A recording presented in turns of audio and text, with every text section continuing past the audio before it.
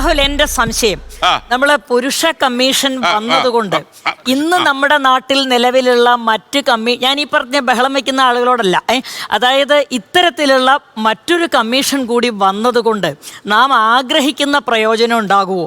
മറിച്ച് നമ്മുടെ കോടതികളിലെ അതിദീർഘമായ കാലതാമസം, കോടതികളിൽ നിന്ന് ലഭിക്കാത്ത യഥാർത്ഥ നീതി, പോലീസിൻ്റെ അൺഅക്കൗണ്ടബിലിറ്റി, ഇത്തരം പ്രശ്നങ്ങൾ പരിഹരിച്ചാൽ തന്നെ പുരുഷന്മാർക്ക് പറയാനുള്ള വേദി കിട്ടില്ലേ?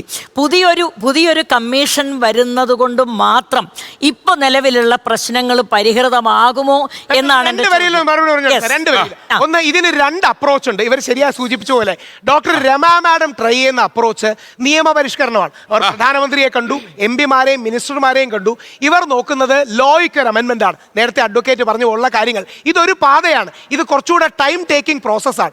മറ്റൊരു പാതയാണ് ഞങ്ങൾ ട്രൈ ചെയ്യുന്ന മെൻസ് കമ്മീഷൻ പോലുള്ള പാത. മെൻസ് കമ്മീഷൻ പോലെ ഉണ്ടെങ്കിൽ ഇത്തരം കാര്യങ്ങൾ ഹൈലൈറ്റ് ചെയ്യാം. നേരത്തെ ഇവിടെ പലരും പറഞ്ഞതുപോലെ ശരിക്കും വനിതാ കമ്മീഷൻ അടക്കം കുറച്ചുകൂടെ അല്ലെങ്കിൽ കുറച്ചുകൂടെ ശക്തി കൊടുക്കണം. കാര്യം അങ്ങനെ കമ്മീഷനുകൾ കൂടുതൽ എംപവർ ആവുമ്പോൾ എന്തിനാണ് കമ്മീഷൻ ഒറ്റ വരി പറയാം. കോടതി വ്യവഹാരങ്ങൾ ലോങ് ഷോർട്ടാണ്. അതായത് പെട്ടെന്ന് കിട്ടില്ല, കാലതാമസം ഉണ്ടാകും, ചെലവുണ്ടാകും. കമ്മീഷൻ എന്ന് പറഞ്ഞാൽ ജസ്റ്റിസ് ഫ്രണ്ട്ലി സ്പേസസ് ആണ്. അതുകൊണ്ട് രമാ മാഡം ട്രൈ ചെയ്യുന്ന പാതയും നല്ലതാണ്, ഞങ്ങൾ ട്രൈ ചെയ്യുന്ന പാതയും നല്ലതാണ്. കാര്യം ആത്യന്തികമായി സ്ത്രീക്ക് നീതി കിട്ടണം, പുരുഷന്മാർക്കെതിരെ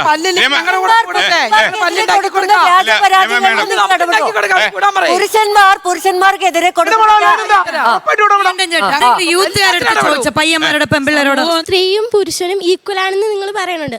മാം പറഞ്ഞ പോലെ തന്നെ ഫെമിനിസം എന്ന് പറയുന്ന വേർഡ് മീൻ ചെയ്യുന്നത് ഇക്വാലിറ്റീനെ ആണെന്നും പറയുന്നുണ്ട്. അങ്ങനെയാണെങ്കിൽ വൈ നോട്ട്? എന്തുകൊണ്ട് പറ്റുന്നില്ല ഒരു പുരുഷ സംഘടന അല്ലെങ്കിൽ ഒരു പുരുഷ കമ്മീഷനെ അതിനൊരു ഇത് കൊടുക്കാൻ നിങ്ങൾക്ക് എന്തുകൊണ്ട് കഴിയുന്നില്ല?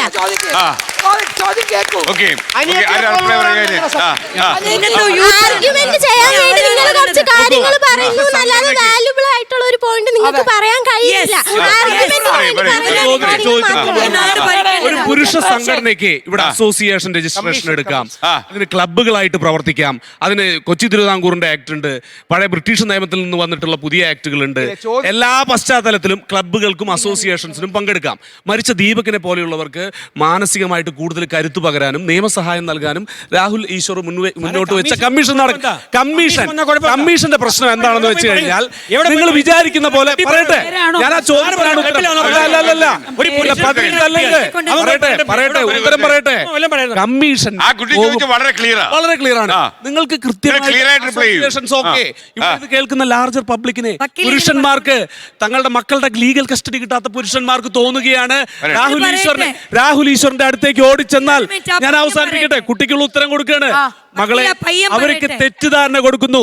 തന്റെ കുട്ടിയുടെ കസ്റ്റഡിയുമായി ബന്ധപ്പെട്ട് നേരത്തെ മേഡം, അവർ അഡ്വക്കേറ്റ് കൂടിയാണ്, അവർ പറഞ്ഞു കുട്ടിയുടെ കസ്റ്റഡിക്ക് പോകേണ്ടത് ഗാർഡിയൻ OP ഫയൽ ചെയ്ത് കുടുംബ കോടതിയിലേക്കാണ്. ശ്രീ രാഹുൽ ഈശ്വർ പറയുന്നത് കേട്ടാൽ നമ്മുടെ പുരുഷന്മാര് ഓടിച്ചെല്ലും. വക്കീല് കാർഡടച്ച് വെടിവെക്കുക. വക്കീല് പറയേണ്ടതെന്ന് അറിയോ? ആ കുട്ടിയുടെ ചോദ്യം സിമ്പിളാണ്.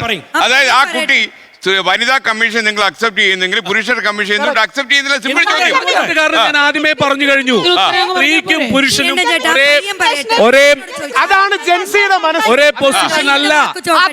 പർപ്പസ് ഒന്നുകൂടെ പറയാൻ പറ്റും. അതായത് വനിതാ കമ്മീഷൻ സ്ത്രീകൾക്ക് ജസ്റ്റിസ് ഫ്രണ്ട്ലി സ്പേസ് കൊടുക്കുന്നത് പോലെ പുരുഷന്മാർക്ക്, ദീപക്കിന്, സുനീറിന് ജസ്റ്റിസ് ഫ്രണ്ട്ലി ആയി വിളിക്കാനും കോണ്ടാക്ട് ചെയ്യാനും അത് അതോറിറ്റിയോട് കേൾക്കാനും ഒരു സ്ഥലം. എന്നെ വിളിക്കുകയാണെങ്കിൽ ഞാൻ സഹാനുഭൂതിയോടെ കേൾക്കും. കാരണം നമ്മൾ സാധാരണക്കാരാണ്. അതോറിറ്റിയോടെ കേൾക്കാനുള്ള സ്ഥലം അതൊരു സംഘടനയെ പോയാൽ കിട്ടില്ല. ഇപ്പോൾ ഒരു സ്ത്രീ സംഘടനയിലല്ലോ വനിതാ കമ്മീഷൻ. കമ്മീഷൻ എന്ന് പറഞ്ഞാൽ അർദ്ധ ജുഡീഷ്യൽ ബോഡിയുടെ അധികാരത്തോടു കൂടി പുരുഷനും ആശ്രയിക്കാൻ പറ്റുന്നൊരു സ്ഥലം. ദീപക് വിളിച്ച് പറയാണ്, സാറേ ഞാൻ ഒരു തെറ്റും ചെയ്തില്ല, ഇന്നലെ ഷിംജിത വ്യാജ വീഡിയോ ആണ് എടുത്തത്, അവൾ കുറേ വീഡിയോ എടുക്കുന്നുണ്ട്, ഞാൻ അറിഞ്ഞുപോലുമില്ല, എനിക്ക് ഇനി മരിച്ചാൽ മതി, കാര്യം 27 ലക്ഷം പേര് കണ്ടു. ലോകത്തെവിടെയായാലും ഏത് സമയത്തും 24 വാർത്തകളും ഓഗ്മെന്റഡ് റിയാലിറ്റി പാക്കേജുകളും എക്സ്പ്ലെയിനറുകളും വിശദമായി കാണാൻ ഞങ്ങളുടെ YouTube ചാനൽ നിങ്ങൾക്ക് സബ്സ്ക്രൈബ് ചെയ്യാം.